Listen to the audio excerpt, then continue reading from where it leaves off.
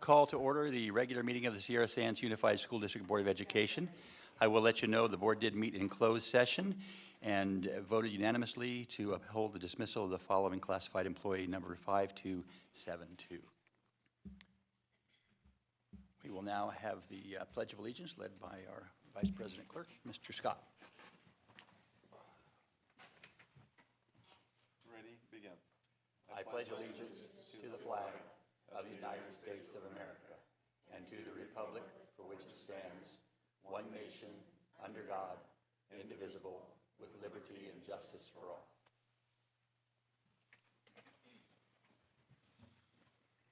We will now observe a moment of silence.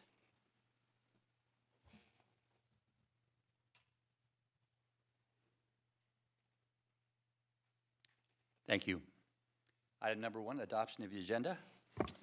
Mr. Ferris, I'd like to ask that we pull items 7.7 and 7.12 from the regular agenda, please.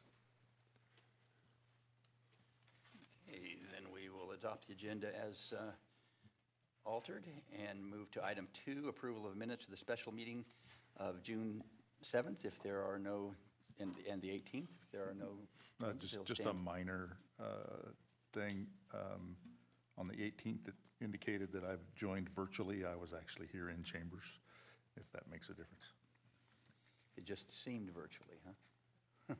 No, Okay, then we will make sure that alteration is made and stand as amended.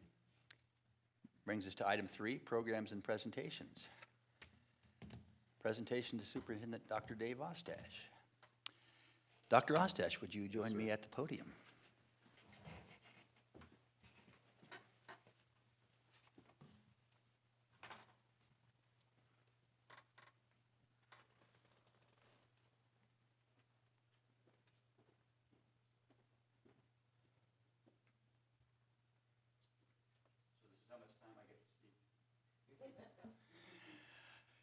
So, here we are, where we didn't want to be, but we are here, and clearly, Dave has served the Sierra Sands Unified School District for 27 years, the last 4 of which have been as our superintendent, a critical and excellent member of our governance team. You know, you might say that Dave's start as superintendent got a shaky start, literally. First week of his superintendency, 2 significant earthquakes. But don't worry, within the year, we also entered a pandemic. So the thing that really impressed me so greatly was that, you know, Dave shepherded us through all of those times with grace and strength, intentionality, care, and thoughtfulness. But he didn't just shepherd us through the crisis. He didn't lose sight of what we were really here for and what we needed to do to provide for kids. He maintained a long-term focus on what we needed to do as a district to continue to improve. And that's in a time when it would have been very easy just to protect and defend and survive. And I think that speaks to the exceptional nature of Dr. Dave Ostash. It has been an honor working with you, sir. And I know that this district will forever be changed because of your contributions. And I know there are some specific things that we can identify in our district and our community that have been strengthened because of what you provided. Our reintroduction of elementary music and the growth in that arena, the strengthening and the moving forward on our facilities issues, the team that you have put together, and Dave put together a team of leadership based on the experiences and the relationships he had built before he came to the superintendency. And it was a very powerful team. It has been a very powerful team and accomplished great things. Dave's leadership was critical and important, but we all know that if you don't have folks in that leadership team to perform, it doesn't happen. And it does happen because of what he put together and because of the individuals who served in those roles. It has been amazing. We only somewhat begrudge you leaving, but we understand that life is full of change, and we are going to welcome Dr. April Moore to move us forward in the future, and want to recognize what you have done for us. And so we provide this memento for you to unoccasionally tip upside down and think about us for the amount of time the sand goes through the hourglass, please, sir. Thank you so much. Thank you. Appreciate it. Thank you. I just really want to say thank you, Mr. Ferris. I think that's a lot more than I deserve. I do have a few remarks that I'd like to share with everyone in my remarks session. But I do agree. 3 minutes. Yeah, I do agree that we've done a lot of great work together, and it's been a privilege to be a part of a great team. And I look forward to giving it my best on my very last day of work here, no different than my first day. Thank you.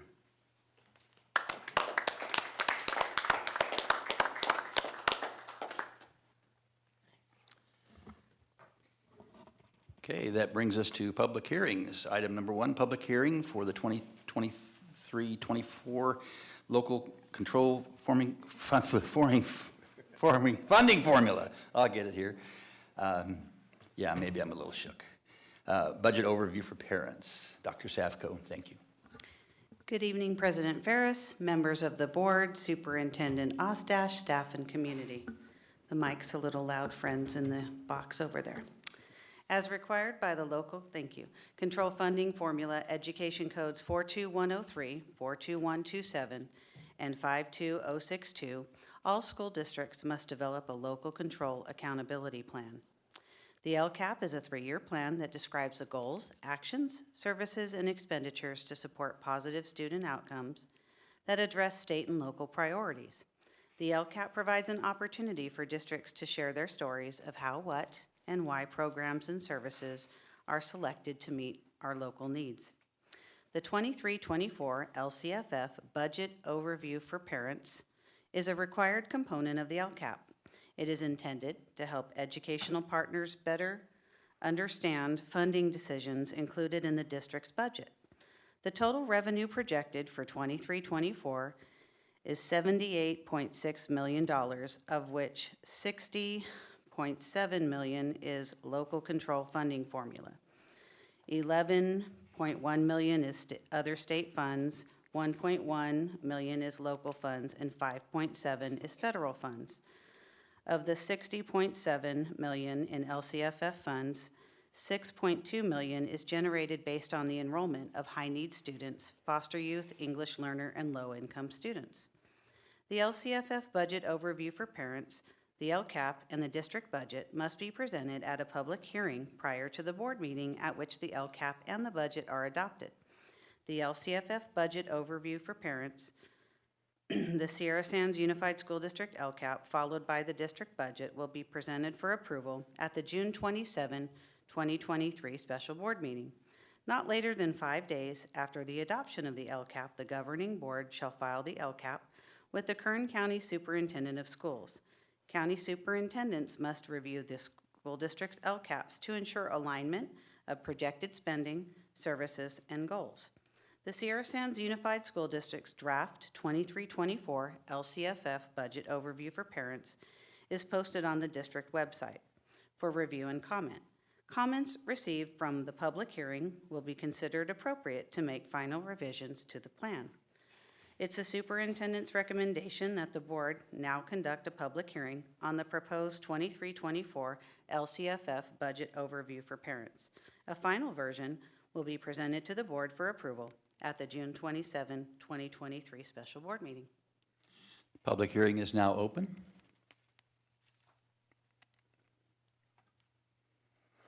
Seeing no one approach the microphone, the public hearing is now closed. Brings us to item number 2, public hearing on the 2023-24 Local Control Accountability Plan.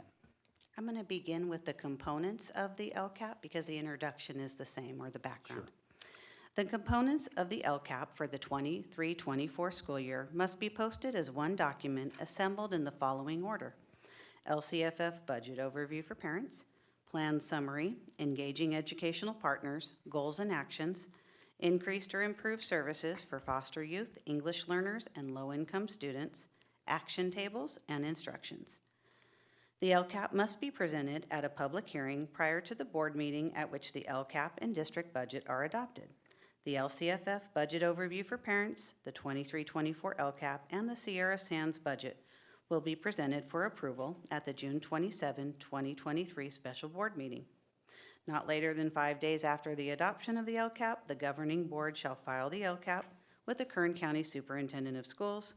County superintendents must review the district LCAPs and ensure alignment of projected spending, services, and goals. In addition to the budget overview for parents, the district's draft 23-24 LCAP is posted on the district website. It's recommended that the board conduct a public hearing on the proposed 23-24 LCAP. Educational partner input will be considered when making final revisions to the LCAP, and a final version will be presented to the board for approval at the June 27, 23 special board meeting. So public hearing on the Local Control Accountability Plan is now open. See no one approach. We will now close public hearing, and we'll move to item 3, public hearing for the Sierra Sands Unified School District budget for fiscal year 2023-24. Ms. McGuire. Good evening, President Ferris, Dr. Ostash, members of the board, staff, and community. Education Code 42127 requires that a public hearing be conducted prior to the adoption of the district's annual budget.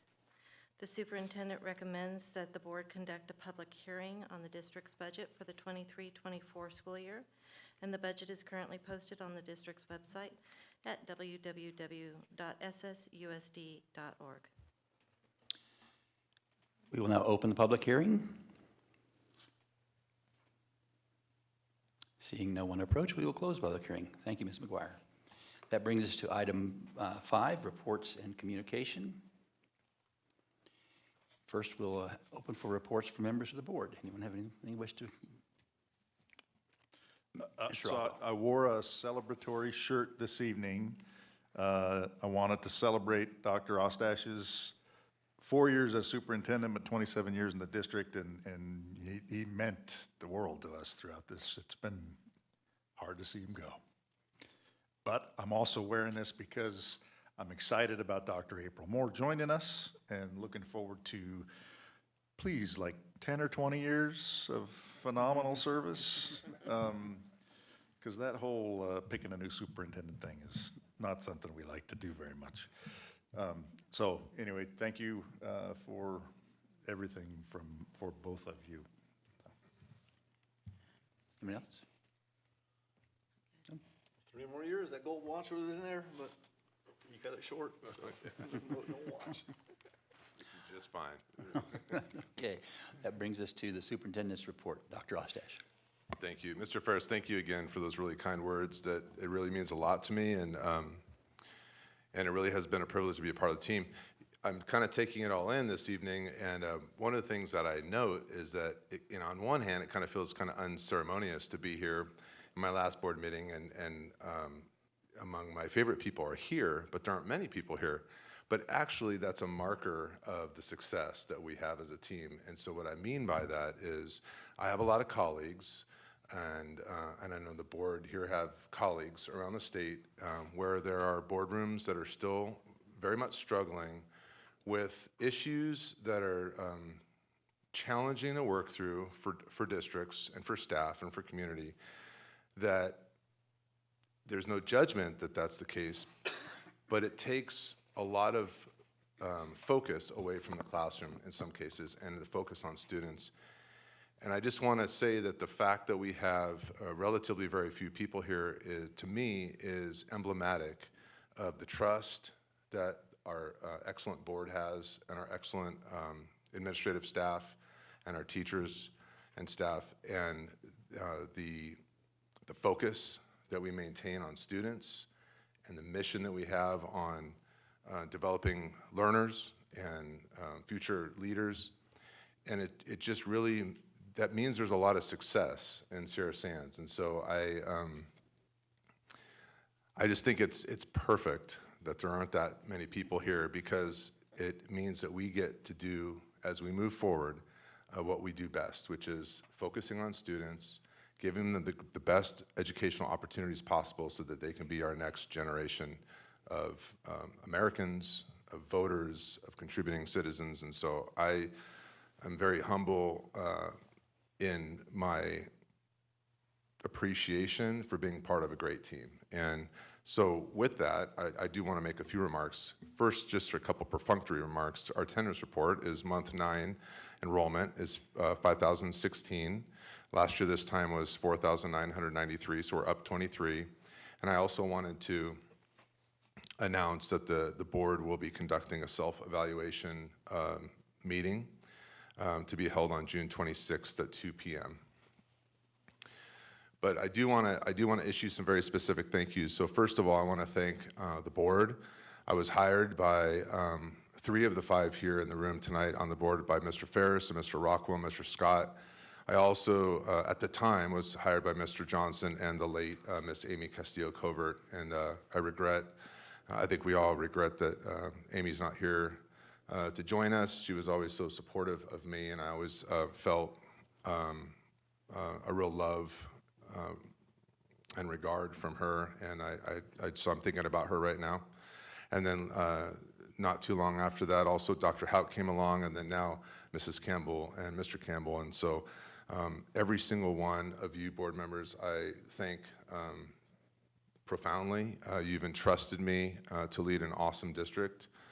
You've held high expectations of me, and you've matched those expectations with support in ways that I'll always be grateful. So I thank you, and on behalf of the community, I'm sure that I thank you for being such dedicated, high-performing board members and a board.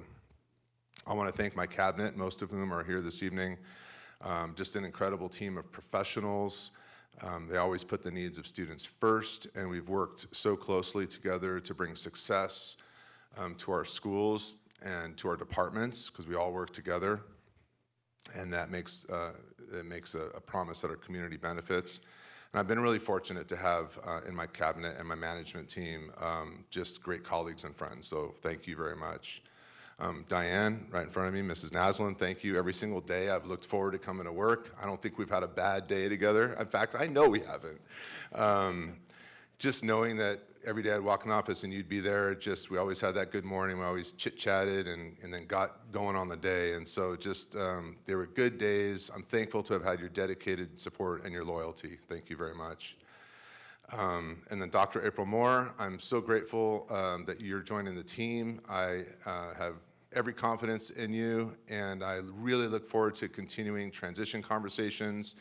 And I just think that you're going to find that in Sierra Sands, you're joining a team, and you'll be leading a team of highly engaged employees who are really dedicated to students and take ownership and pride in what they do. So I'm happy for you, and thank you for joining the team. I'm your biggest supporter moving forward. And then speaking of highly engaged professionals, I just want to thank all of Sierra Sands, all of our current Sierra Sands employees, but also many people who have retired or sadly have passed on. There are so many. I won't mention one name because I would be at risk of not mentioning lots of names. But we just have an amazing staff. I always say that there are so many people who came before me who helped teach me the Sierra Sands way. And so I've often invoked that concept that, it's the Sierra Sands way. And what I mean by that is there's just a way that we do it. We care about people. It's all about the people. It's about relationships and connections. And when I mean connections, I mean that student to teacher, or that student to coach, or that student to noon duty or bus driver. And sometimes it means it's a little more work for us in Sierra Sands because there's a lot of interconnectivity, but I don't think we'd want it any other way. That's the best way to do it. So I know that my own children received a first-class education here, so I'm grateful to all those teachers and staff members and administrators who helped my own children get a first-class education, and they're, you know, embarking in the world, doing great things. In fact, my daughter actually started a day or so ago as a paraprofessional, and she's loving it while she goes to college. And so I'm just grateful for the excellence. I'm so proud to have been part of an excellent team, and I look forward to visiting and, who knows, being a part of Sierra Sands in different ways in the future. Who knows what the future holds. So thank you very much. Thank you, Dr. Ostash. That now brings us to communications from the public. The board will provide time during the discussion of each agenda item for members of the public to comment. At this time, members of the public may address the board on items that are not on the agenda. Comments should relate to items of public interest within the board's jurisdiction. The law prohibits the board from taking action on items that are not on the agenda, but if appropriate, your comments will be referred to the staff for response.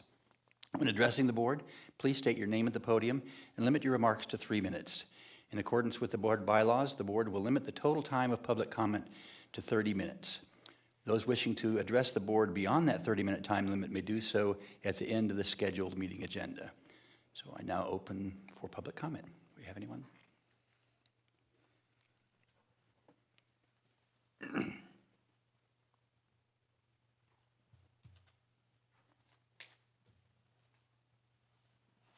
Good evening. I'm Amber Peterson. I'm a music teacher here for Sierra Sands, and I'm at 1233 West Tamarisk Avenue. At the beginning of the school year, when we had our all-hands meeting, Dr. Ostash shared his and the board's vision for reinstating elementary music education in Sierra Sands. Shortly after that, Prop 28 was passed, and California expects 15,000 new positions for arts and music, and of that, they expected they had about 5,000 people to fill those positions, and because of the Herculean efforts of Dr. Ostash and Dr. Savko and the whole Sierra Sands team, all of our added positions are filled. And I'm just grateful for the vision to elevate music and the importance of it for our students and our families, and that the work was put in to make sure that it happened. So thank you for your work and dedication and all of the committee meetings and everything so that we could get our team established. I'm really excited about next year and the future for music in Sierra Sands. Thank you. Thank you. Anyone else? Then we will close public comment and move to Education Administration. 6.1, approval of the 2023-24 school plans for student academic achievement. Good evening, President Ferris, members of the board, Superintendent Dr. Ostash, staff and community. All schools receiving state and federal categorical program funds are required to develop site-level education plans addressing annual program priorities. These plans, developed by site staff and school site councils, define actions to meet annual goals. Sierra Sands Unified School District schools have consistently incorporated the district's strategic plan goals and action components in their school plans for student achievement, thereby aligning school-level program priorities with district-wide goals and priorities. In addition, site plans address programmatic requirements of the state and federal categorical programs in which each school participates. Once a school plan for student achievement has been developed and approved by the school site council, it must be reviewed continually to determine which goals, strategies, and expenditures should be modified to ensure that the program is current and capable of meeting the needs of all the school's students. Modifications in the plan to reflect the changing needs and priorities of the school are made by the school site council and presented to the board as needed. School site personnel and school site councils have been meeting this spring to analyze data, update instructional program priorities, and revise school plans for student achievement. Board-approved school plans for student achievement are required for schools receiving categorical funding. It is recommended that the Board of Education approve the school plans for student achievement for the 23-24 school year as presented. Second. I have a motion and a second. Any questions or comments from board members? Any questions or comments from staff or community? All in favor say aye. Aye. Aye. Opposed? It is unanimous. Brings us to item 2, approval of program plan for expanded learning opportunities program at Gateway, Las Flores, Richmond, James Monroe, and Murray for the 2023 through 26 school years. Ms. Decker. The Expanded Learning Opportunities Program is the result of the 2021-22 Budget Act and Assembly Bill 130, as amended by AB 167. Local education agencies must operate the Expanded Learning Opportunities Program pursuant to the requirements in California Education Code Section 46120, including the development of a program plan. The program plan, which describes the program activities that support the whole child and students' social and emotional learning and developmental needs, to be approved by the LEA Governing Board in a public meeting and posted on the LEA's website. The 2023-26 ELOP plan is considered a living document that is periodically reviewed and adjusted to reflect the needs of the community, updates in the law, and to provide continuous improvement in the development of an effective program. The Expanded Learning Division of the California Department of Education adopted the quality standards for expanded learning in California and introduced requirements for continuous quality improvement to help programs engage in reflection and be intentional about program management practices and activities delivered to students. The quality standards are a framework of clear expectations for all stakeholders. The quality standards are a guide for program providers to assess their own programs in order to help determine what they are doing well and what needs improvement.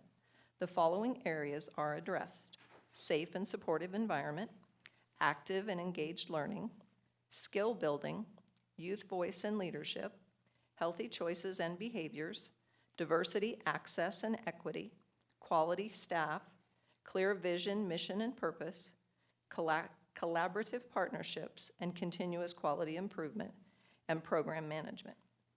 Beginning in the 2023-24 school year, additional expanded learning programs will be added at each middle school. There are no financial implications for the development of the plan. Expanded Learning Opportunities Program funding is anticipated to be in the amount of approximately $2 million for the 2023-24 school year. It is recommended that the Board of Education approve the 2023-26 program plan for the 5 after-school programs at Gateway, Las Flores, Richmond, Monroe, and Murray as presented. Second. It's been moved and seconded. Any questions or comments from board members? Any questions or comments from members of the public or staff? All in favor say aye. Aye. Aye. Opposed? It is unanimous. Brings us to item 3, approval of UCLA Curtis Center proposal to increase secondary student achievement in mathematics, just-in-time professional development for new math teachers, and high school collaborative lesson research. Dr. Savko. Good evening. California School Dashboard academic performance indicator data identify math achievement as an area of need in Sierra Sands Unified School District. The district achievement in math 3rd through 8 and 11th grade students is measured at or above meeting or exceeding standards and distance from standard on the California Assessment of Performance and Progress, summative assessment. Our data is summarized below. In 18-19, that was pre-pandemic, and so the assessment wasn't abbreviated, so consider this apples, because we're going to get to oranges, okay? So apples, we had an average of 37.8 points from meeting standards. I didn't include the percentage because the state moved away from percentage. That's available, but at that time, it was distance from standard was how we were measured on the dashboard, not percentages of students meeting or exceeding standards. In 1920, unfortunately, the assessments were canceled. We almost made it, and I knew we would have knocked it out of the park, but oh well. 2021, the assessment was abbreviated, so that's a pretty big difference in the construct of the assessment. And we had 24.70% of our students meet or exceed standards. We don't have distance from standards data from 2021 because, interestingly enough, districts were given a choice as to whether or not we would administer CASP assessments as our summative, and we chose to do so. In 21-22, that would be our most normal year. Now we're back in oranges, okay?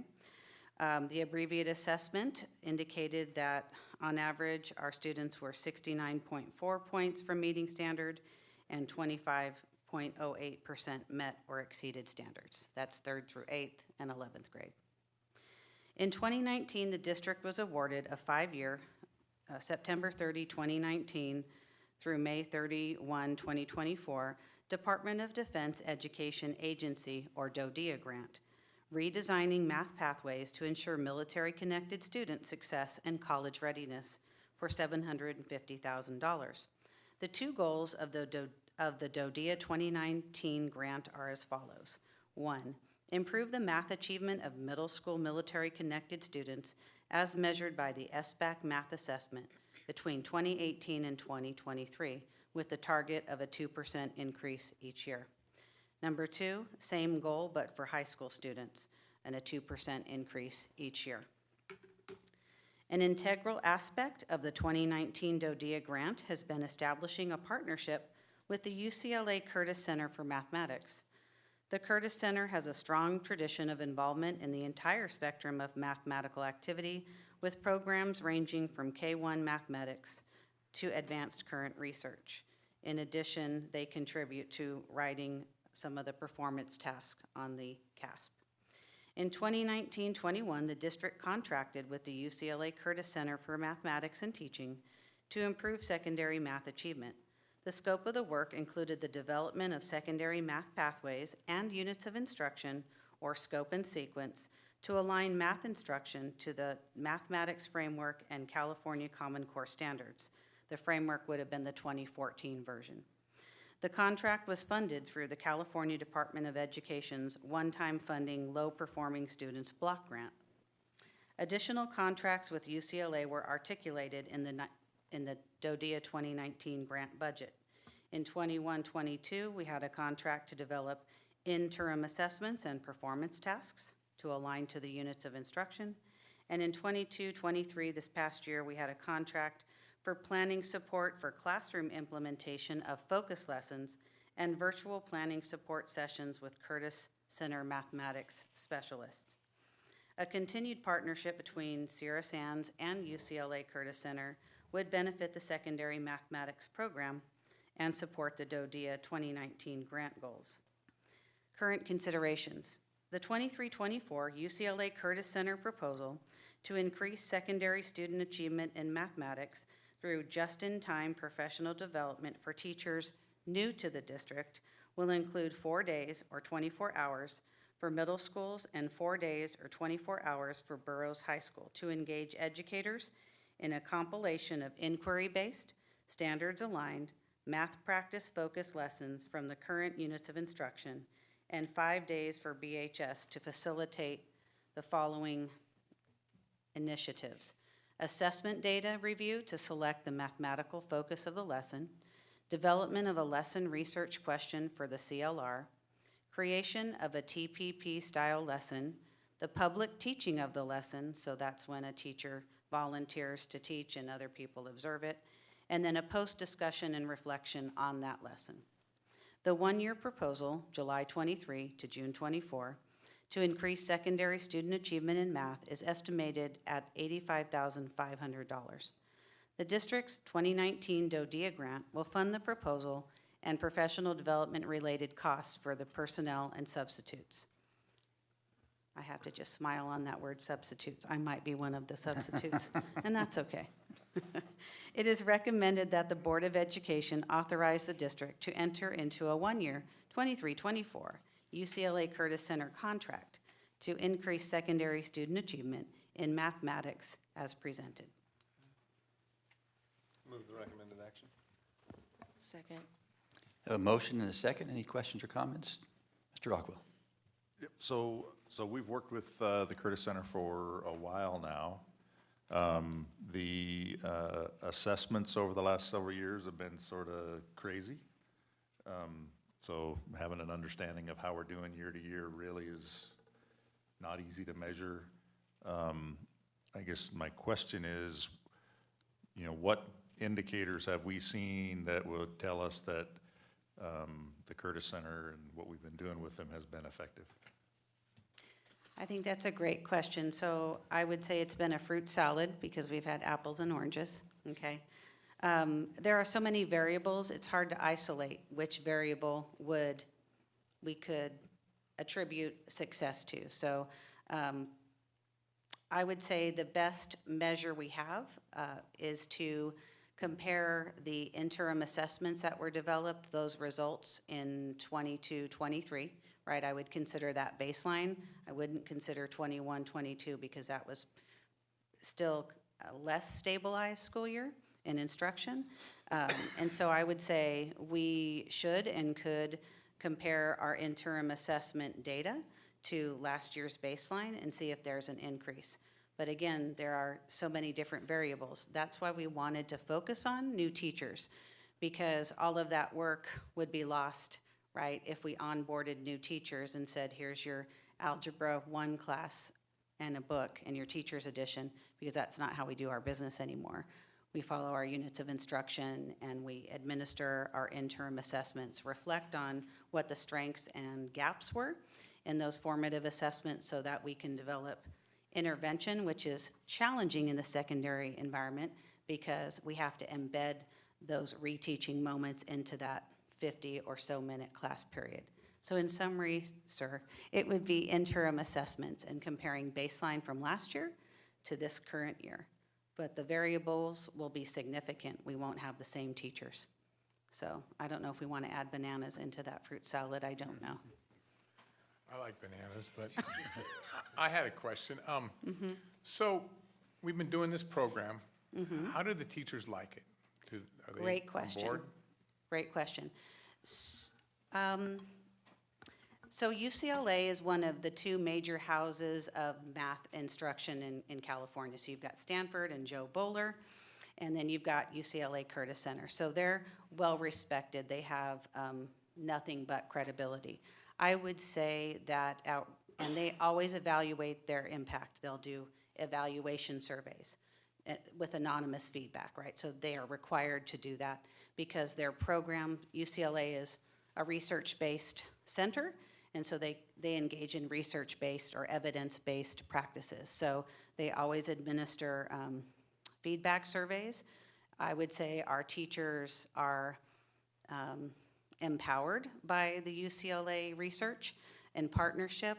We happen to have, I think, one of the best coaches in the state, and that's Eden Murphy. She is a high school math teacher in Apple Valley who's highly successful, and so she was kind of poached by UCLA to share her practices with the rest of the state.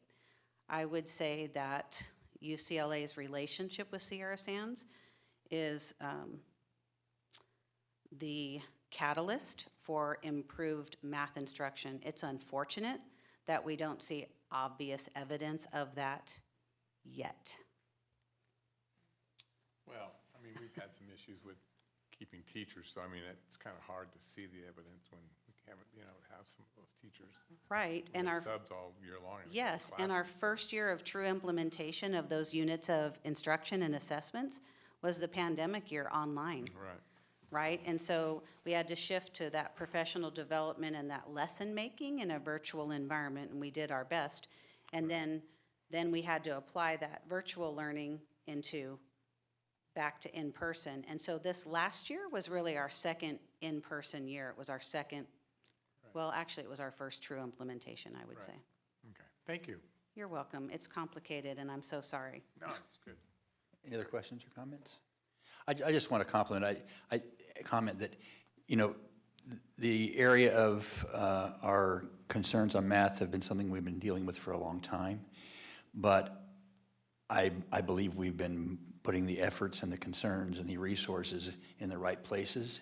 It is unfortunate that the circumstances that we've had to deal with in the last several years have been such as they are. But nonetheless, it is the fact, and what I really appreciate is the tenacity with which we continue to try and address this issue.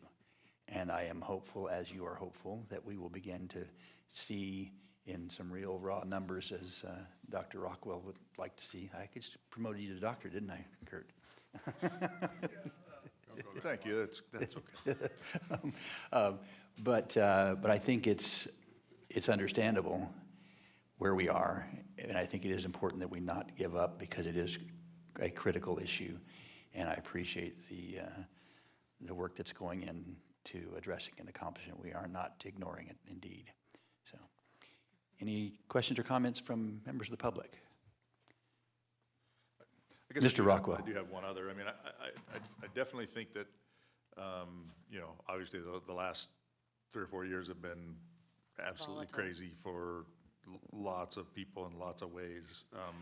So certainly, I'm not chastising anyone for, you know, where we are. I'm just trying to get a sense of things. But, you know, things like, you know, changing, you know, teacher roles. I mean, it's just these things are gonna be there.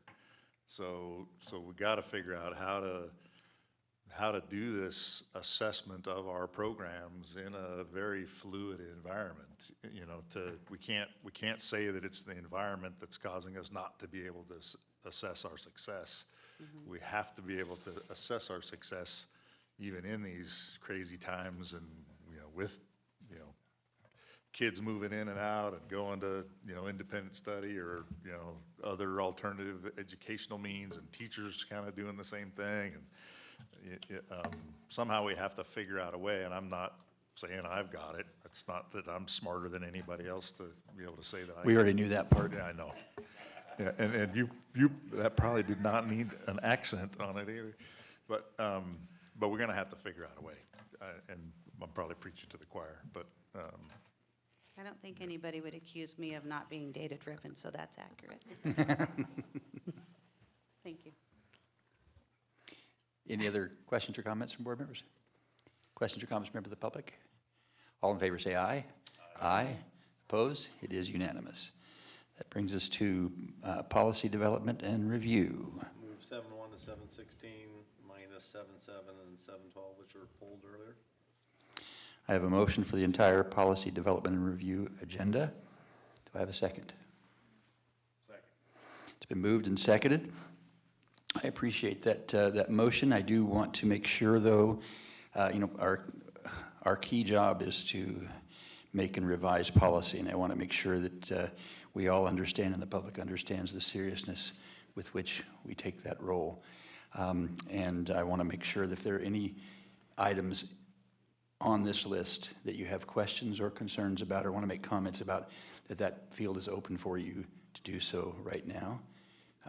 And I know that we've all spent a number of hours reviewing these policy changes to prepare us for this moment.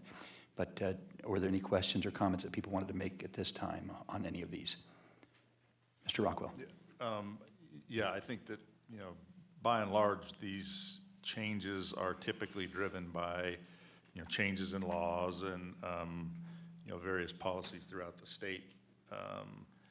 But, you know, once in a while, we do some local tweaking on things, you know, because we think it ought to be any different. I guess what I would ask out of this, you know, this slate of, you know, 16 different documents, are there anything, is there anything in there that you would think the public should be more aware of than others because we change them based on our local circumstance versus, you know, kind of CSBA's take on the statewide Mr. Wythe. issues? Yeah, thank you. How I'd present that or answer that question is in this way. The reason why we pulled 7 and 12, items 7 and 12 from this is because there's a little more dialogue or conversation that needs to be had amongst our peers and public members and you guys as well, just to provide a clarity and understanding because as was mentioned, we are stewards of this language, and some policies, as we've gone through this and I've been presenting in the last several months, had not been reviewed or updated since the 90s. You know, we're approaching, you know, the 23-24 school year. So it's important that, as was stated, that when we review these, we take into consideration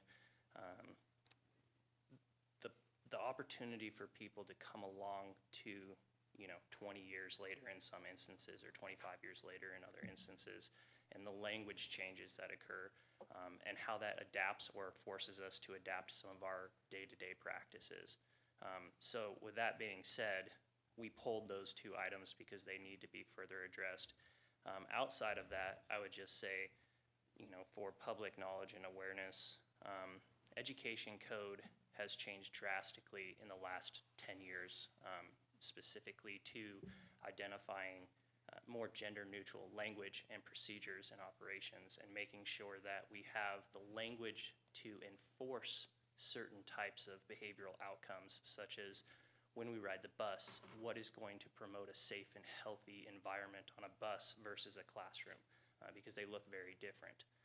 And so that's really the intent of any one of these policies, is to create a better and well-rounded space and create the opportunity for students to grow in a welcoming and comfortable environment, but also for our staff to uphold ethical boundaries and make sure that we're not breaching any laws unintentionally based off of past practice.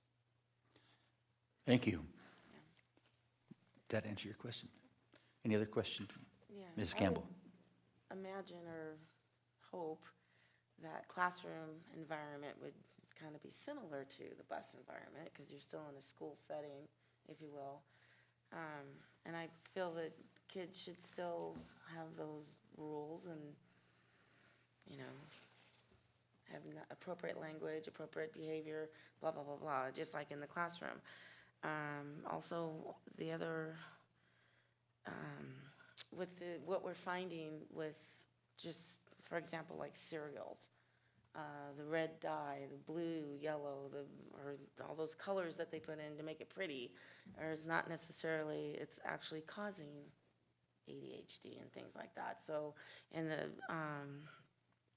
I would, you know, if we're gonna put in nutrition in here, I think the 28 grams of sugar that's in that little bowl probably isn't good for a 5-year-old to have in the morning. I don't know, so there's things, I mean, you can't just blanket all in, but there's things that need to be, there's little steps that can be made to help the child succeed during the day. Yeah, and I think that lawmakers and legislation has slowly chipped away at that as, you know, more evidence-based nutritional facts have come through, and what is factually tied to the diagnosis of different neurological related disabilities. And so, you know, I think that our board policies, as we keep them up to date year after year, and those regulations are passed down from legislative updates, that it positions our district to be more in compliance, but also more in favor of the students' wellness and well-being.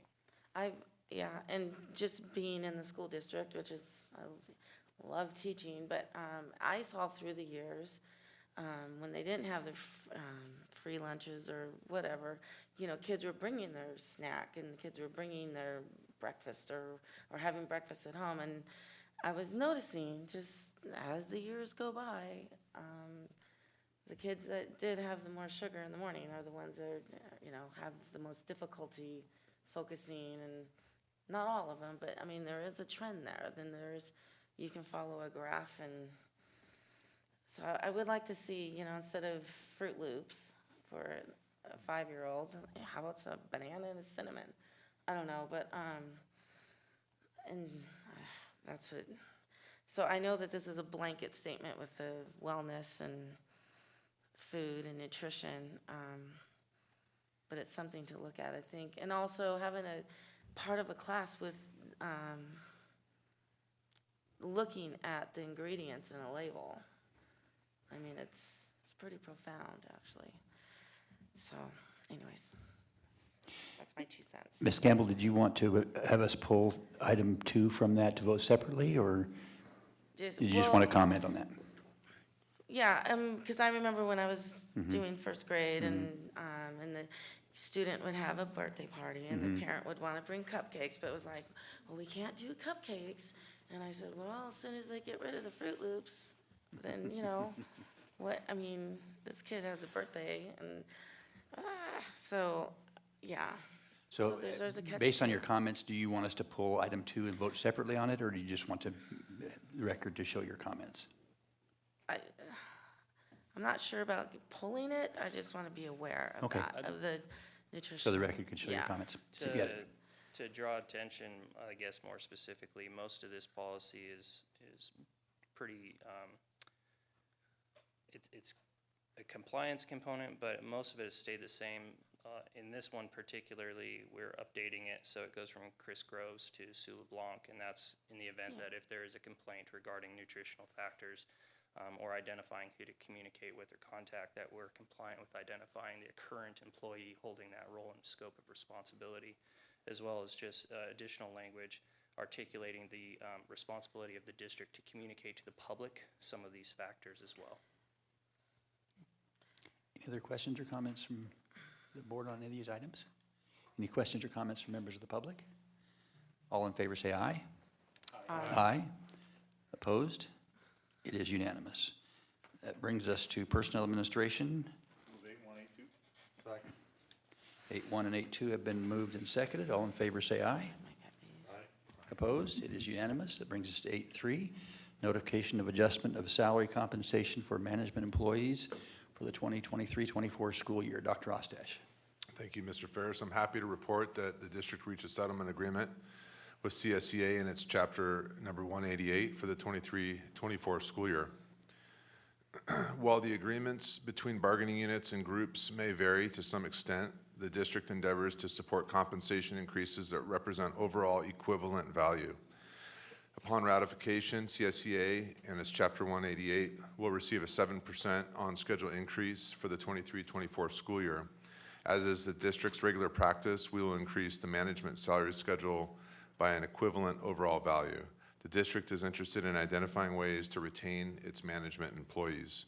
Based on that interest, the 23-24 management salary schedule will be increased by 5%, and 2 additional steps will be added, which would be called Step 10 and Step 11. Similar with other bargaining units, the addition of orthodontic coverage will be added to the health and welfare benefits package.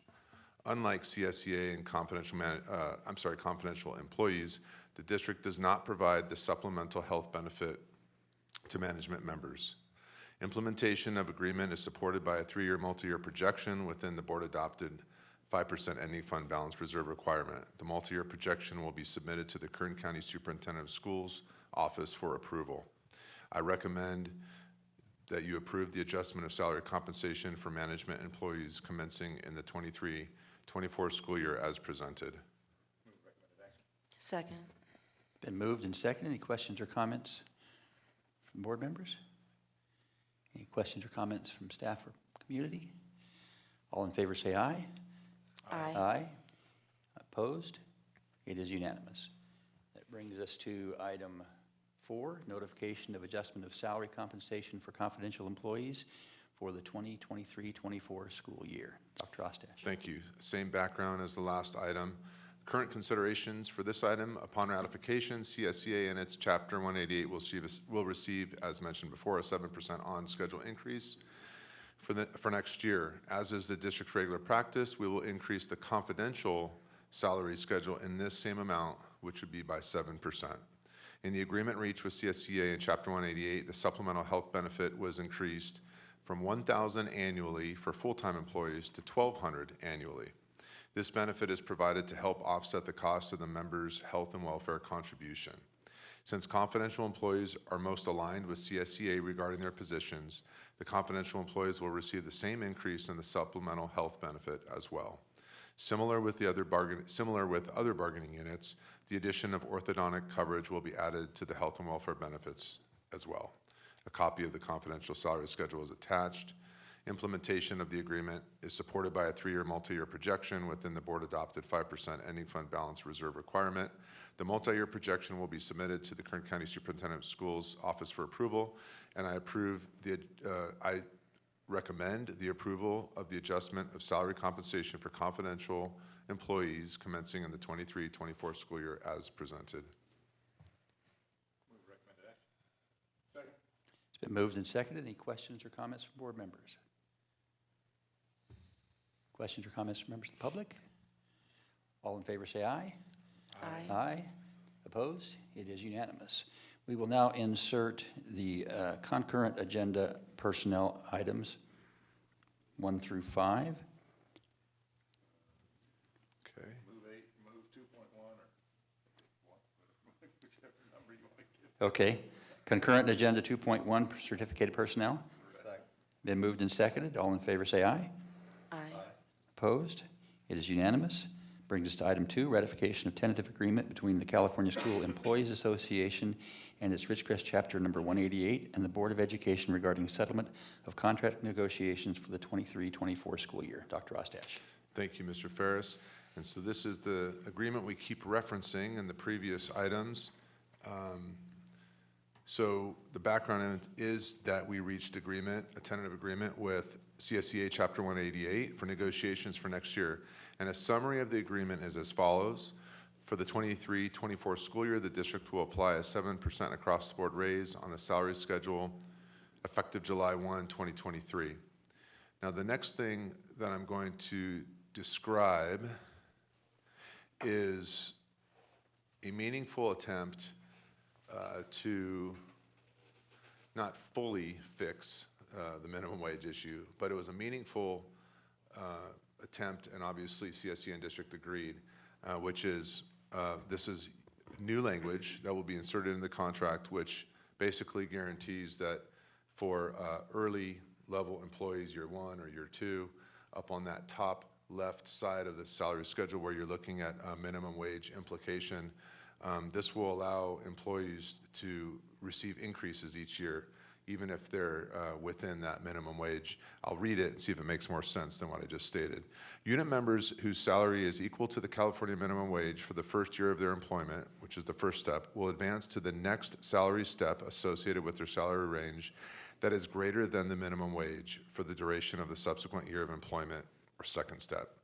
Those unit members will then advance one step beyond the second step, the third step, for the duration of the third year. Those unit members shall remain at the third step of the salary schedule and receive salary commensurate with the rate associated with the third step until they complete sufficient years to advance to the next step of the salary schedule, which typically would be entering into their first longevity. It may not be clear to everyone here, but what that allows us to do together with CSEA and the district is, instead of having an employee who's stuck making minimum wage for 2 or 3 or 4 years, this language will allow them to make a bit more each year until they reach that first longevity. It's not necessarily a lucrative increase each year, but it is an increase, and it does help improve our situation with the minimum wage, what we call the minimum wage compression problem. So I'll finish this up and then I'll answer any questions you might have. Other items, unit members will receive that $2,000 lifetime benefit for orthodontic coverage through Delta Dental. That's the same one I've been identifying in the other agreements with the other member groups. The supplemental health benefit will be increased from $1,000 to $1,200 for full-time unit members and from $500 to $600 for part-time unit members. And any classified employee who participates in a district-sponsored training will be paid at the rate of $20 an hour. That's the differentiated rate that's in the contract. For many years, it's sat at $15 an hour. And of course, that's not even compliant with minimum wage. And it made sense for that flat rate to be raised to that level. The financial implications implementation of agreement is supported by a 3-year multi-year projection within the board-adopted 5% ending fund balance reserve requirement. The multi-year projection will be submitted to the Kern County Superintendent of Schools Office for approval, and I recommend the board ratify the tentative agreement between the California School Employees Association and its Ridgecrest Chapter Number 188 and the Board of Education regarding the collective bargaining agreement for the 23-24 school year as presented. Been moved and seconded. Any questions or comments? Questions or comments from members of the public or staff? All in favor say aye. Aye. Opposed? It is unanimous. Brings us to item 3, approval of memorandum of understanding with the California School Employees Association and its Ridgecrest 188 titled Before and After School Aids. Dr. Ostash. I'm trying to get there, but my computer is, hold on, frozen it seems. Okay. Okay, CSEA and its Ridgecrest Chapter 188 and district negotiations teams reached an agreement. No, hold on. My computer's just decided. Here we go. I got it. Okay, school districts throughout the nation are currently unable to hire sufficient classified employees to provide the services necessary to fully support instructional and other programs. The district is also experiencing these staff challenges. The district requires 3 before and after school aid positions. A district classified employee currently fills 1 aid position. The district has posted the 2 vacant aid positions seeking applicants for many months. No applicant has applied during this time. The aid positions are crucial for the district to meet its student safety, supervisory, and other obligations. In order to fill the vacant aid positions, the district requires the ability to contract out work associated with those positions. There will be an approximate savings of $6,090 for these 2 positions. There are no benefits associated with these positions as well. I recommend the board approve the memorandum of understanding with CSEA and Chapter 188 titled Before and After School Aids as presented. Move the recommended action. Second. Been moved and seconded. Any questions or comments from board members? Mr. Rockwell. Probably a silly question. I just wanted to make sure I understood. So we have 1 person through the contract. We're going to get 2 more. But as we get those 2 more, we're going to be saving $6,000. My guess is what you really mean is we'll be saving $6,000 through the contract versus hiring them directly Correct. ourselves if we could Correct. hire them. So, yeah, thank you. Any other questions or comments? Questions or comments from members of the public or staff? All in favor say aye. Aye. Aye. Opposed? It is unanimous. That brings us to item 4, approval of memorandum of understanding of the California School Employees Association, CSEA, and its Ridgecrest Chapter 188 and classified employee Maria Duarte titled Assignment and Position. The district currently employs 2 full-time interpreters, one on an 11-month contract and the other on a 12-month contract. Due to a change in procedures, the interpreter work that had normally been performed in July is no longer necessary. Therefore, the need for the 12-month interpreter no longer exists. The 12-month employee wishes to voluntarily reduce her assigned time from 12 months to 11 months and prefers not to work during the month of July each year. The district and CSEA agree to reduce both the employee's assigned work time and the interpreter position to which she is assigned from 12 months per year to 11 months per year, thereby eliminating the employees and other employees who later occupy her position duty to work during the month of July. It says here approximately $300 would be the savings to the district. I'm not sure exactly how that works out that way, but I know there's a savings. I recommend approval of the memorandum of understanding with the California School Employees Association and Chapter 188 and classified employee Maria Duarte titled Assignment and Position as presented. Move the recommended action. Second. Been moved and seconded. Any questions or comments from board members? I just want to figure Mr. out Rockwell. how I can go to my boss and say I'd like to take off the month of July and call it good. That'd be nice. We'll support you, Kurt. Yeah, thank you. You probably support me for Ms. taking a month Campbell. off of this stuff, right? Ms. Campbell, did you? No, Oh, well, I okay. think it's just spread out, right, the payments? Yeah, So, I'm sure if Mr. Ald was here, because I wasn't directly involved with the construct of this agreement, a 12-month to an 11-month contract does not necessarily reduce significantly the number of days. It is kind of how the calendar is packaged, and I think it was related, I'm sorry, I'm not more certain at the moment. I think it's related to not working any days in July, but I do believe that the number of days worked is pretty similar. So it's a very minor modification, and I can provide any follow-up explanation if needed, but I'm looking through the document here, and Yeah, you're not trying to construe It's not a they're paying the position $3,200 or $3,600 a year. Right, exactly. It's not a reduction of, say, like 20 work days, like 30 calendar days. It does not represent that. Any other questions or comments? Questions or comments from members of the public or staff? All in favor say aye. Aye. Opposed? It is unanimous. That brings us to item 5, approval of the 24-25 academic calendar. Dr. Ostash.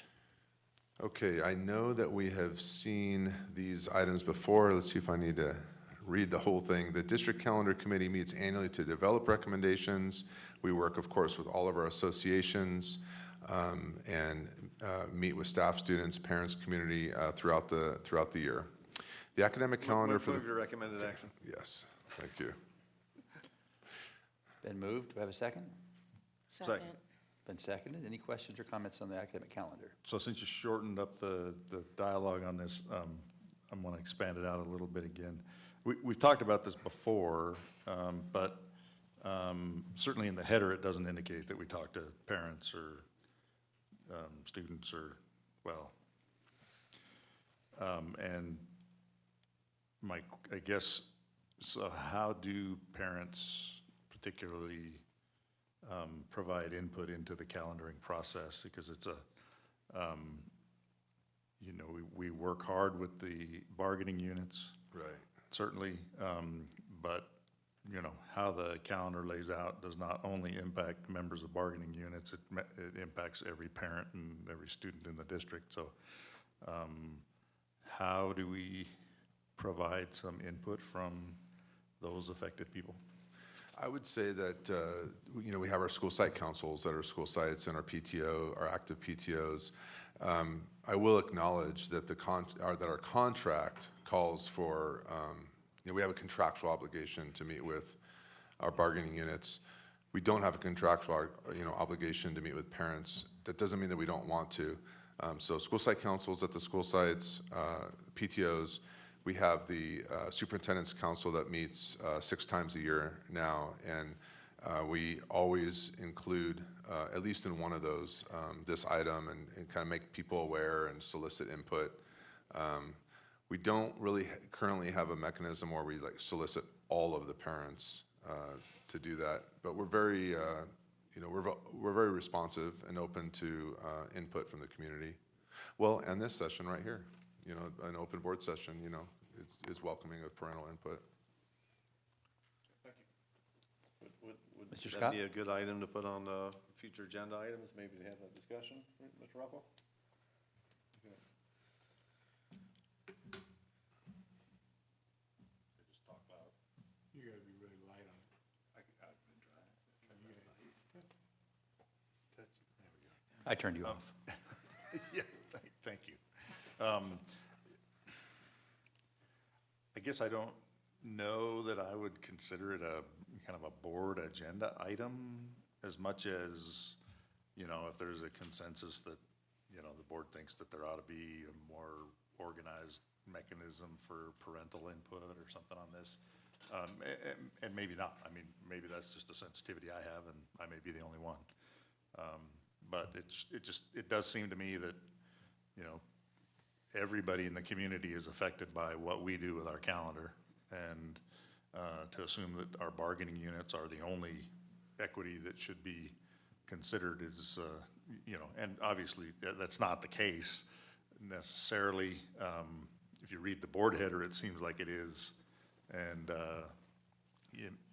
it'd be nice to know kind of how we're engaging with, parents and, students for that matter, and in our rationale for, putting the calendar together. But yeah, I'm not sure how you'd construct a board agenda item to deal with that, other than just discuss it here while we're talking about it. Yeah, and based on what you've said, if I'm interpreting correctly, it seems to me, I don't know that we need a board agenda item on it, but it may be nice to at least at some point in time have it a sharing session with what process we do use to make sure that as we have that discussion, we're considering what kind of parent concerns are being addressed in the process. Does that make sense? Yeah, I think so, and I mean, I think the board header would be a perfect place to do it when we go to adopt these, to, have some understanding of how we engage the parents and, to what extent we engage the parents. I think that would be appropriate. Do we have consensus on the board that that would be a helpful? Well, I think one of the things, Informational item. if I remember, one of the things that came up before I was on the board was when they talked about the 3-week Christmas break. I know that's a concern probably for parents. I know it's a great thing for teachers to get 3 weeks off. I mean, it's awesome.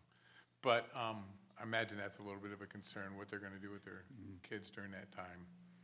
And so, I don't know, I think it would be a good thing to do.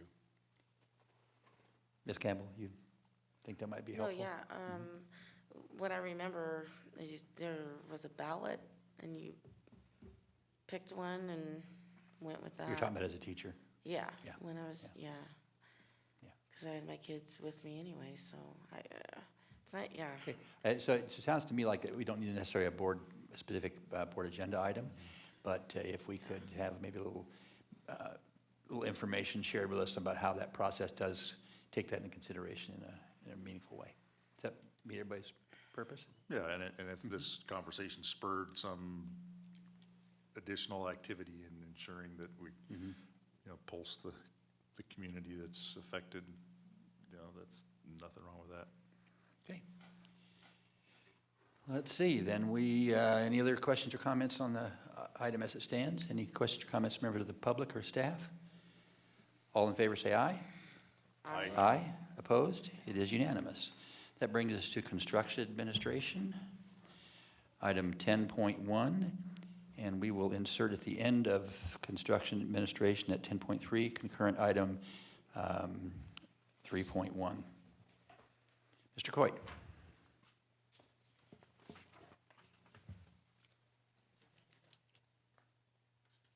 Oh, did I skip something? I sure did. We'll give you a second to, Randy, to catch your breath since I jumped general administration when I got back to standing. So we'll move to general administration, Dr. Ostash, 9.1, approval to purchase an entry gate camera, an electric gate opener for Murray Middle School. Okay, Murray Middle School has a chain link fence that creates a safe perimeter for keeping people from accessing their campus. However, the entry gate is located on the left side of the school office door, so anyone can enter through the school office and exit through a door immediately on the other side to get onto campus.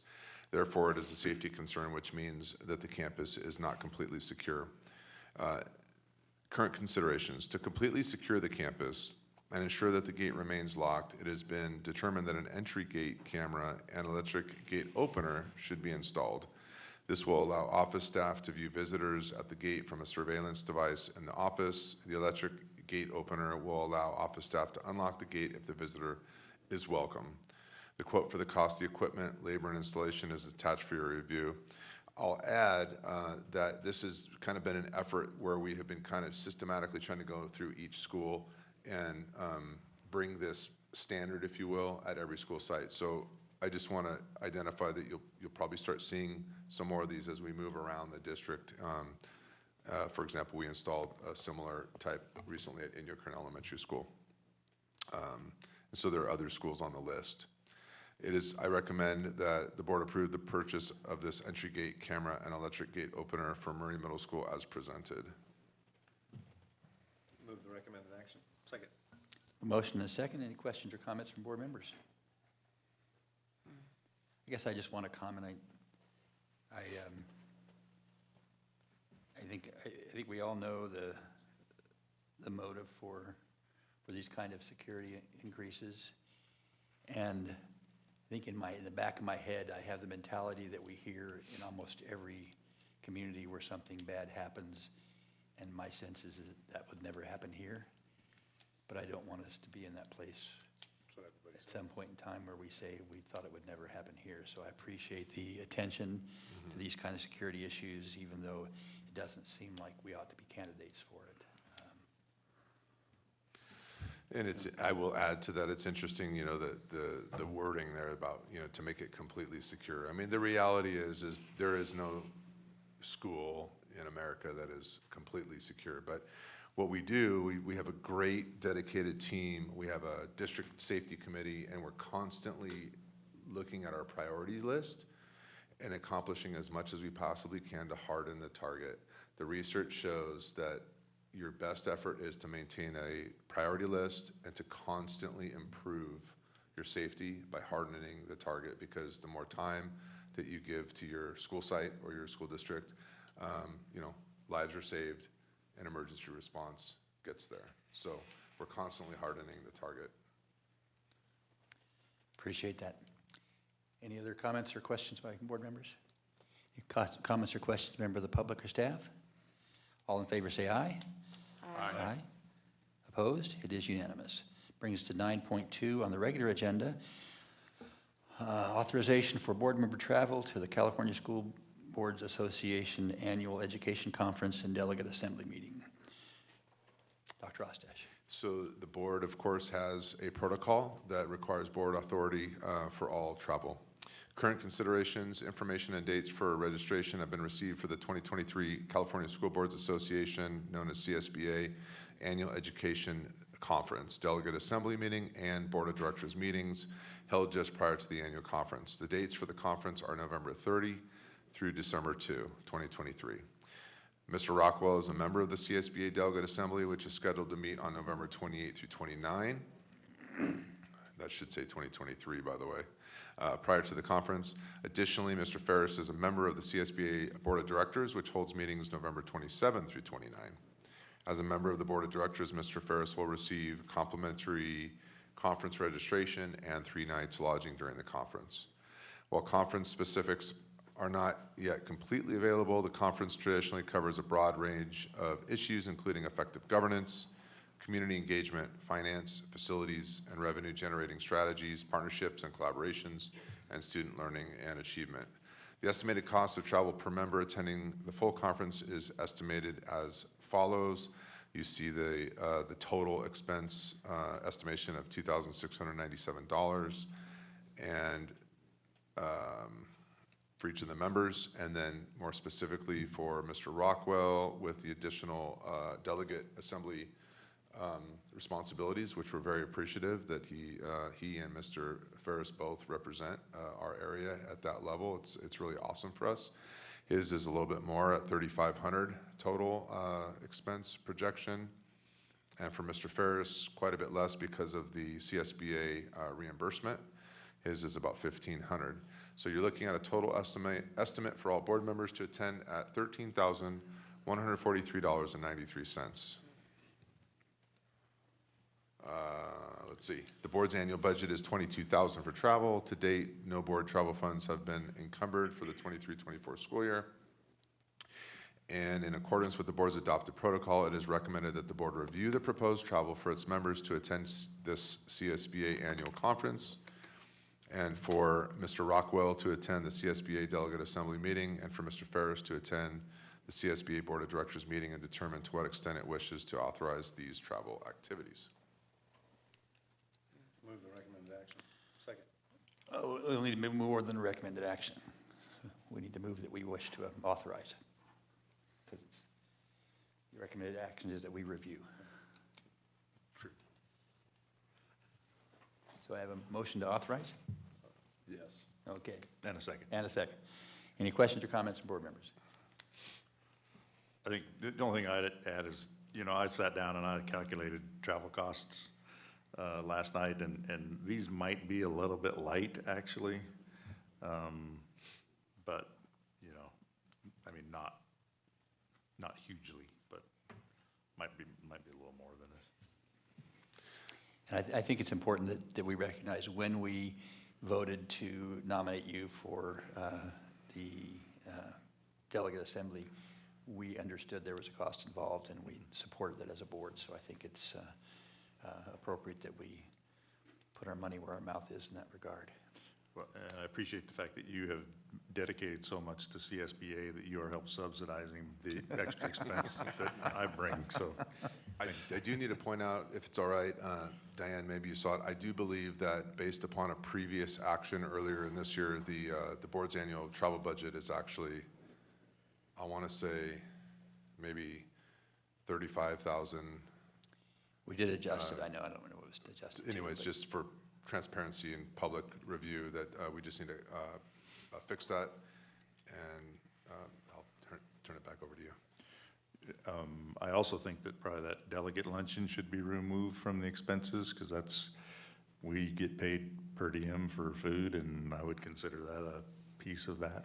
So, I'll pay that, but I don't think it should increase my per diem payout. I'm not sure I understand what you're recommending. Get rid of the $110 lunch fee. There's a lunch, delegate Right, lunch. right, but if you go to the lunch, you pay that fee. Right. So you're saying But you if I, shouldn't get but if I your, went to SCOMA's for lunch and paid $110 for lunch, I wouldn't get any more money for, yeah, but that's paid with your registration, though. You're not paying that out of pocket. True. Well, I think we can work it out. I mean, it feels like something I should pay. I don't know. Well, if you want to make a donation, let's not change the recommendation. It's a relatively small percentage of your budget, and I always appreciate the diligence that the board pays to this discussion. But for what it's worth, I just want to highlight how important this conference is for the board and for Dr. Moore, and I really appreciate that the board has a practice of going, and I just want to compliment the board on this really important endeavor. And I can't emphasize this enough. I've done it many times, but it can't be overemphasized. To have a delegate member and a board member here sitting on this board for CSBA is phenomenal, and we in the community are very fortunate to have you. Yeah, I was actually going to kind of mention that, is that, yeah, okay, great, so I'm a delegate, but, and it costs more money for me to be there more days, whatever. I'm a new delegate, so my first delegate assembly was it just a month ago? It was sometime. And it really struck me how important it is for a voice from our community is involved in the discussions that go on at the delegate assembly, because it would be very easy to be drowned out by, San Francisco, board members and people that live in very different communities to, the Indian Wells Valley. So being able to have a voice there that can be heard, that is in alignment with, generally what our community understands. I think there's a lot of value in that. And a lot of the people that go to those seem to be relatively shy, and I'm not. So, I could maybe have a little extra oomph in that voice. And relating that back to your comment about the luncheon, to me, the issue on the luncheon is it's certainly not a $100 meal. But what that $100 is going for is for the environment in which the meal is served, which gives you the opportunity to have that networking opportunity and sharing that information and sharing those opinions. And that's what we're paying for in that regard. So I think it would be wrong-spirited to diminish that value for the district just because you're getting $10 worth of food at that $100 meal. I'm just saying. Yeah, that's a good point. I mean, so the delegate luncheon in Sacramento, the speaker was the current mayor of Sacramento. Is it Mark Steinberg? He who was the president of the Senate in Sacramento for a long time, and fairly significant player. Darrell Steinberg, yes, right. Is that right? Okay, but significant player in the politics of California for many years, and so good to get their perspective, his perspective on life in the big city. So. Any other comments or questions? Comments or questions, member of the public? Staff? All in favor say aye. Aye. Opposed? It is unanimous. Now, Mr. Coit, we'll start with 10.1 on the regular agenda. And after 10.3, we'll move to your concurrent agenda item. President Ferris, members of the board, Superintendent Dr. Ostash, staff and community, I'm pleased to give this PowerPoint update on the status of the district's new Richmond School construction activities. This report is presented for informational purposes only and no action is required.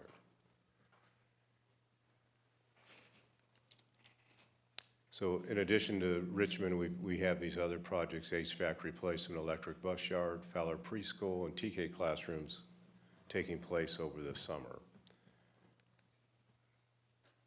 And this is probably a little bit hard to see from further back, but this is our site plan.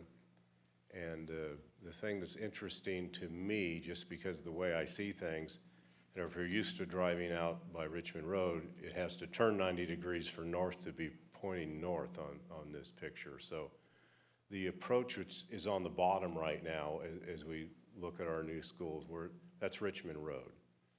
And so you just, in my mind, they have to turn that 90 degrees to get a feel for what's going on. Maybe you're not geared that way. North is up for you, You're right? okay. North better be up on a set of plans for me. That's it. So that throws me off. But anyway, that's our site plan. And you can see that, you know, all our access will be off Richmond Road. I know there's times there's concern about, are we going to increase traffic on Gold Canyon? And while we can't keep people from making a loop around there, all our buses and all our parking will be accessed off Richmond Road. So we're actually doing some work out there. This is over by Gateway, and that's where our sewer connection tie-in is, so we're bringing some manhole covers in. That sewer line is now in place, and the tie-in to city sewer is made. It's one of our building pads. I believe I'm looking at a C building there. You can see we've got underground plumbing going in already, and site work continuing. Our compaction is complete on our building pads. So things are starting to move along on the site. Another area of our earthwork, you see how much dirt we have to move and to get our compaction and to get grades. It's kind of interesting to think back a few months ago when we were looking at creosote bushes out there. Again, there's our compaction. And if you look to the right, you can see an area there that's one of our retention ponds. So water's retained on site for any stormwater. And there'll be two of those on site. So now we've just traveled to Lodi, California, and this is one of Building B's modular units from looking inside. So you can see they're making quite a bit of progress up in the factory with the framing, the ductwork's already in, and I think by now we've probably got the wall sheeted. So things are moving along in the factory. And we just went up on the roof of that building, and that's the plywood decking for the roof, still inside their workspace. This is their steel fabrication area, and so they've got quite an overhead crane set up there, and they fabricate all their steel in-house for our buildings. During the process of getting the grant, there was a lot of changes to how the things were administered, and Buy America didn't really apply much in the beginning, and as things moved along, I think the latest acronym is BABA that we have to comply with, and I think we brought some cost increases to you. So this is all American lumber. I think if I could read a little closer, I could tell you what mill is from, but so we've got American lumber, American plywood, American steel, all ready to become part of our new school building, and that's because, of course, of our federal money that's funding this project. I get a little itchy when I look at this one. That's the fiberglass for our insulation. And so I just want to give you a quick overview of where we're at with our project, and thank you. And are there any questions about Richmond? Any questions for anyone, Richmond? It is exciting to see things actually start happening, and this process has been a while with all that's gone on in the last 3 or 4 years, but appreciate your efforts. It's a shame that the back gate has been closed for so long, because there's a significant part of the community that would normally be able to watch this that are not seeing anything. They're going to wake up one day and it's going to be sitting there, especially when they bring those modulars in, because it Right. happens overnight, right? Yeah. Okay, that brings us to item 2, authorization, no, wait. Approval of contracts for DOD OLDCC Richmond Elementary School Replacement Project. In November 2022, the district was awarded a grant from the Department of Defense Office of Local Community Cooperation for the construction of a replacement Richmond Elementary School. On February 6, 2023, the district issued a notice inviting bids for on-site work for the project to include site concrete, AC paving, ornamental fencing and gates, landscape irrigation, unit masonry, structural steel, roofing, painting, and architectural specialties. The district did not receive any bids for structural steel, and the bids for landscape, irrigation, and roofing are being further evaluated. The district received 2 bids for site concrete, and Santa Clarita Concrete was selected as the low bidder. The district received 2 bids for AC paving, and Kern Asphalt and Sealing Company, Inc. was selected as the only responsive bidder. The district received 2 bids for ornamental fencing, and San Joaquin Fence and Supply was selected as the lowest bidder. The district received 1 bid for unit masonry, and JTS Construction was selected as the only responsive bidder. The district received 1 bid for painting, and Elite Painting and Wall Covering was selected as the only responsible bidder. The district received 1 bid for architectural specialties, and JTS Construction was selected as the only responsive bidder. The CM recommendation letter, bid packages, and bid recap summary are attached to this board item. And for the financial costs, site concrete is $5,262,000. Paving, $2,922,159. Ornamental fencing, $728,400. Unit masonry, $217,500. Painting, $144,000. Architectural specialties, $122,500. This will be funded by OLDC grant funds, 80%, Fund 40 Capital Facilities Fund, 20%. It is the superintendent's recommendation that the board approve the contracts for the DOD OLDCC Richmond Elementary School Replacement Project as presented. Move recommended action. Second. Been moved and seconded. Any questions or comments from board members? Questions or comments from staff or community? All in favor say aye. Aye. Aye. Opposed? It is unanimous. Can I back up for a second on the previous item? You had mentioned on your projects list the HVAC work and the electric bus yard and all of those. Were Yes. you weren't intending to discuss them, or you're just giving us a list? Just giving you a list of what we're doing. If there's any questions, I'm happy to. Did you have a question on any of those? No, not specifically, without knowing more about the progress that we've made on them. I'll bring a little more information to the next board meeting, maybe shift from Richmond to some PowerPoint pictures on those projects. I like pictures. Okay. Let's see, did we? We did the vote, 10.3. right? 10.3. So, yeah, we're moving to 10.3, approval to enter into a purchase order with KC Martin Construction LLC to perform interior painting of the multipurpose room at Burroughs High School. Mr. Coit. The Burroughs High School multipurpose room needs interior paint. The project has been identified as a deferred maintenance item that could be completed during the summer of 2023 and would have a positive impact on the school environment. The California Uniform Public School Construction Accounting Act is legislation that was enacted in 1993 to promote uniformity of the bidding procedures on construction work performed or contracted by public entities. The district opted into CUPCA in 1994 via a board resolution. Under CUPCA, public project work in the amount of $60,000 or less can be performed internally by negotiated contract or by purchase order. The district requested and received a bid for the project from K.C. Martin Construction and Painting. The estimate for the project is $11,125. The funding for this project would come from Fund 14, Deferred Maintenance.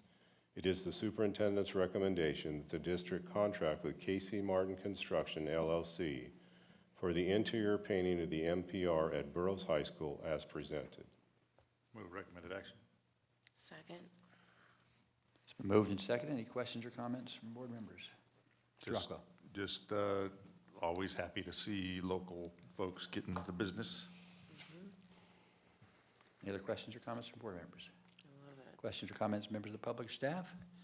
All in favor say aye. Aye. Opposed? It is unanimous. That brings us to concurrent construction administration 3.1. Mr. Coit, adoption of resolution number 36, 2223 for award of contract for Las Flores Elementary School Building A roof replacement project. In January 2012, the district initiated a project with the Division of State Architecture, DSA, for structural repairs related to the HVAC systems at the Las Flores Elementary School. The project was closed without certification in February of 2013. On January 20, 2022, the board authorized the district to contract with West Coast Air, Inc. for HVAC upgrades at 4 elementary schools to include Las Flores Elementary School. In June 2022, West Coast Air, Inc. initiated the project with DSA to begin the HVAC upgrades at Las Flores Elementary School. At that time, the district, through West Coast Air, Inc., was made aware of a previous uncertified project. It was determined there were deficiencies in building a roof system that must be corrected to close the original project and allow West Coast Air, Inc. to begin the new project. The roof must be replaced to correct those deficiencies. The district advertised bids for the replacement of the roof on April 27th, 2023. The district did not receive any bids for the project by bid deadline. It is necessary to complete the roof replacement as soon as possible to complete the HVAC upgrade project prior to the 2023-24 school year. District staff, in consultation with legal counsel, have determined that it would not produce any advantage to the district to rebid the project, as it is not likely the district will receive any bids. The attached resolution authorizes the district to award a contract for roof replacement project to Southland Roofing Incorporated without rebidding the project, so the district can complete the HVAC replacement project in the necessary time frame. The cost of this contract is $156,343.80. Funding will come from Fund 40 capital outlay. It is the superintendent's recommendation that the board adopt resolution number 36, 2223 for the award of a contract for the Las Flores Elementary School Building A roof replacement project as presented. Move the recommended action. Second. Been moved and seconded. Any questions or comments from board members? Questions or comments, members of the public or staff? All in favor say aye. Aye. Aye. Opposed? It is unanimous. This now moves us back to the regular agenda, item 11, business administration, 11.1. Mrs. Smith, approval to enter into a purchase order with schools in the future at Burroughs High School, for furniture at Burroughs High School. I'm sorry. Good evening, President Ferris, members of the board, Superintendent Ostash, community, and staff. Providing effective and safe learning environment is a priority for the district. In support of this, the district strives to provide adequate furniture and supplies for students and staff. Burroughs is in need of stools for the science program. The district received a quote from Schools Inn for 60 stools. The cost of the furniture is $10,796.60, and the purchase will be funded by the borough's unrestricted decentralized funds. It is superintendent's recommendation that we enter into a purchase order with Schools Inn for furniture at Burroughs High as presented.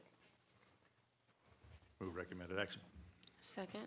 It's been moved and seconded. Any questions or comments from board members? Mr. Rockwell? So, I noticed two things. One is the shipping cost on this is astronomical.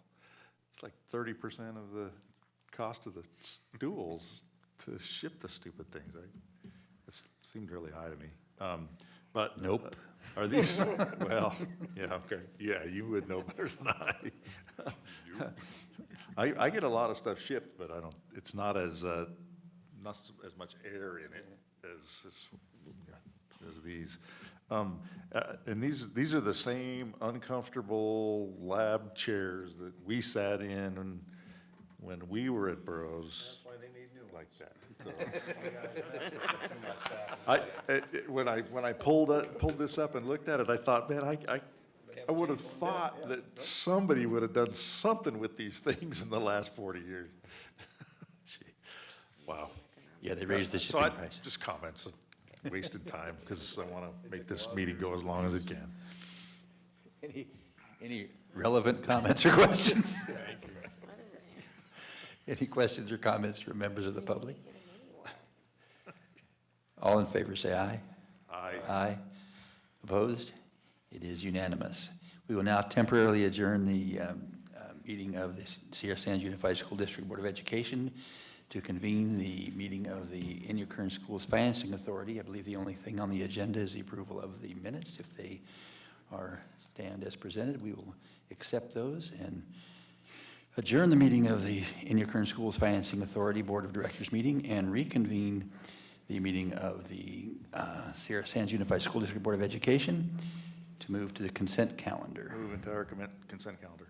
Would that be including the concurrent consent? Including the concurrent consent item, yes. Okay, so we have a motion and a second for the entire consent calendar of the regular agenda as well as the consent calendar for the concurrent agenda. Any questions or comments on any of those items? Any questions or comments by staff or committee on those items? If not, all in favor say aye. Aye. Aye. Opposed? It is unanimous. Thank you very much for attending. We will now adjourn.